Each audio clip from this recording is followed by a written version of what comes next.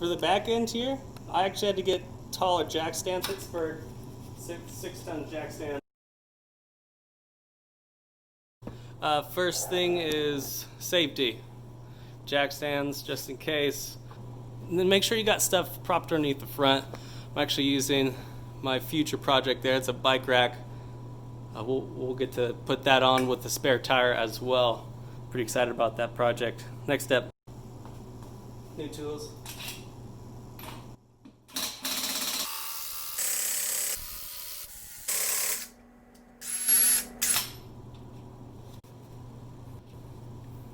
Next part is the shocks.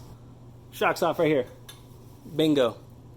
Bottom bolt and nut are 3/4 inch or 19 millimeters. If you're looking at this right now, this is the driver's side rear, and you can see that my track bar is disconnected. Bangs around all the time when I'm driving around. Back in college, I was driving around with my girlfriend, and we got this thing up on 2 wheels. It's debatable. A lot of people talk about this. The reason why I bring it up and show it is because I have the front traction bar on. There's so much in the traction bar that it would need its own video, I believe. I would like to run the traction bar. It takes away from some of the flex. But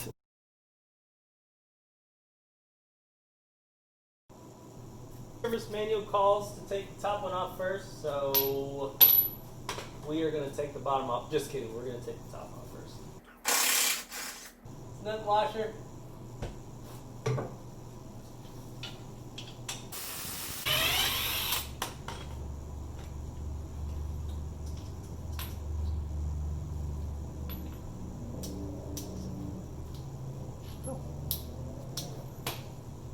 All right, boom.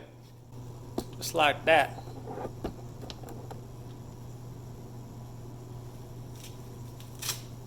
And let's loosen the bolts. Make sure that we are in the right position to have this done. Gosh, this makes life so much easier.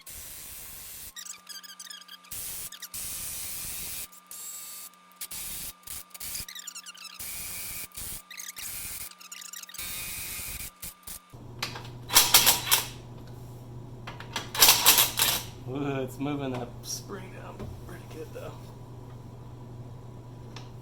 Let's play with it a little bit. Drop the axle down. There it goes, that looks a little better.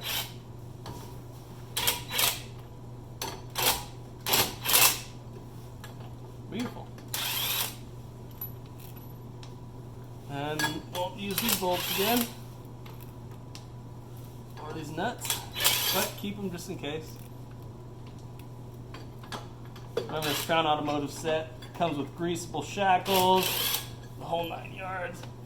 Sometimes you can bend these U-bolts. That's what I've been told to always change these.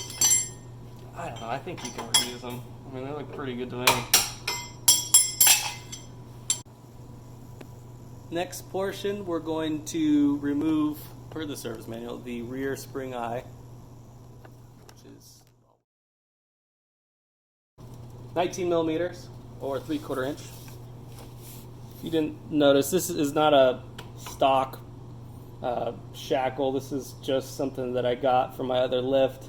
That's not going to work out, so I'm going to just pull this off and put my new one on. It's got all the great hardware on there.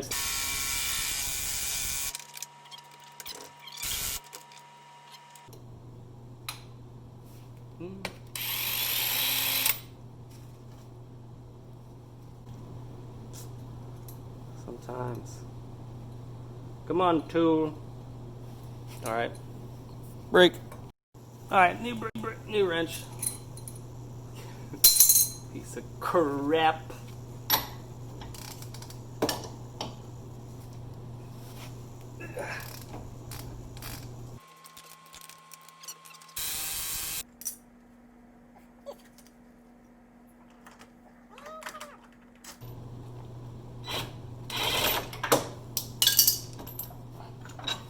Yep, heavy.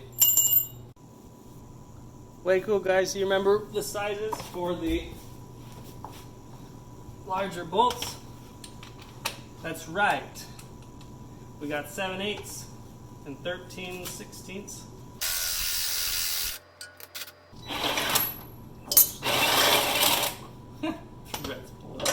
That's cool. What the hot diggity dog? Alright, so there's that big bolt. We're going to reuse that. Don't forget it. And then, new leaf. Alright, there's the two sizes of the rear. I got the new 6 spring. There's like almost a 1/4 inch difference in pack size. It's good because I have a hard top and a winch on the front, and my Jeep weighs 3,600 curb weight, 1,800 on the front two and 1,800 on the back two wheels. If you go through one of the weigh stations, like one of the closed weigh stations, you can get a free scale or just go to a truck stop. I did not just say to go use federal property for the weigh station. I was just making a joke. So yeah, there's a weigh scale at truck stops that you can use to weigh in your car if you're super curious. But yeah, that's why I went with the heavy dutier ones. All right, and also the other thing I forgot to just mention just now is the side that we already pushed through. This is where the larger bolt will go through. It's going to go towards the center of the vehicle. Reverse the order of operation that you just did, which was take it out. So the last step, we're going to take this and put this in first. Same direction.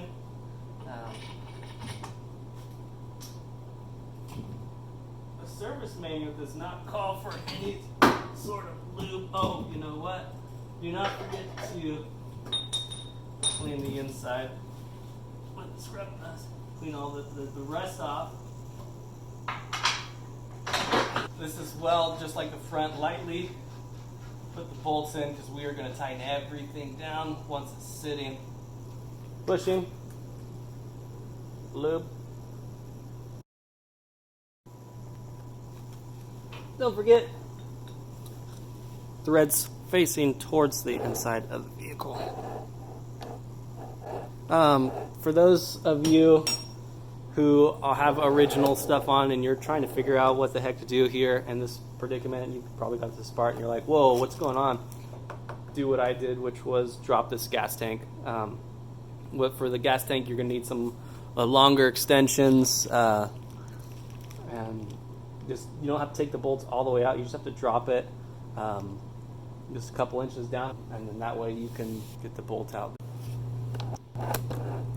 Sometimes there's a little bit of moving this up and down and then actually sliding this leaf back and forth, and then even the axle moving it, shifting it a little bit that way. We do the U-bolts, tighten the U-bolts down 90 foot-pounds first, and then we'll drop it down and then tighten both sides to spec. To tighten these U-bolts down to 90 foot-pounds, don't forget when you are lowering this down, let the leaf spring fully support. Let the axle hang by the new spring, and then tighten the U-bolts down to 98 foot-pounds.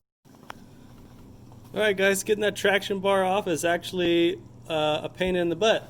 Who would have thought? Spray it with some lubricant here. Get a big breaker bar.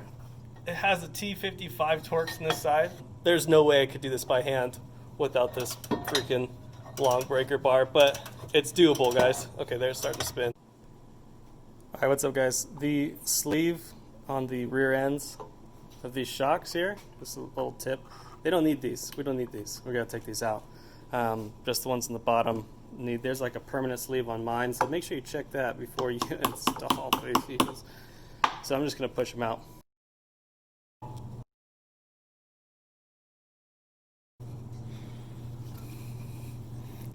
Right through here.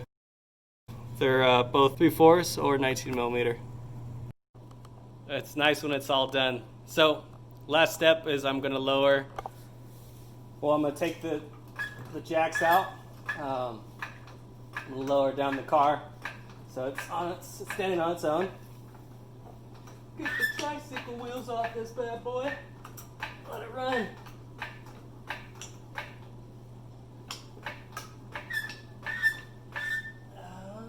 Looks like off. All right.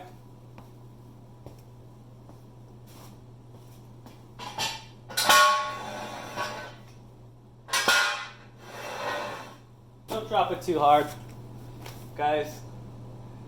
These bolts aren't tightened all the way down on your shackles or on the front, the spring eye.